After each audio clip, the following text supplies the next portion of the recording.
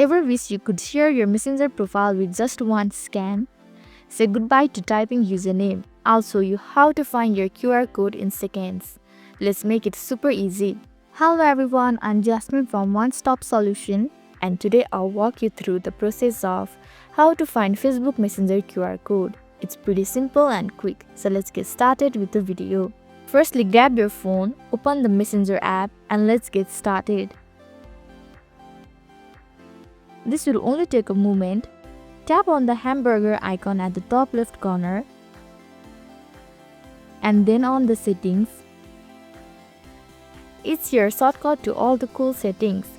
At the top right corner of your screen, you can see the QR code icon. Found it? Tap on it and there is your personal Messenger QR code ready to share or scan. To follow other people with just one click, tap on the camera icon at the top right corner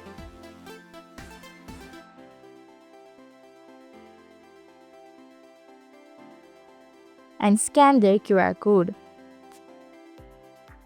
Use this screen to share your QR code with others or scan theirs. It's as easy as pointing your camera. Now you have unlocked a faster way to connect on Messenger. So this is how to find Facebook Messenger QR code. Thank you for watching One Stop Solution.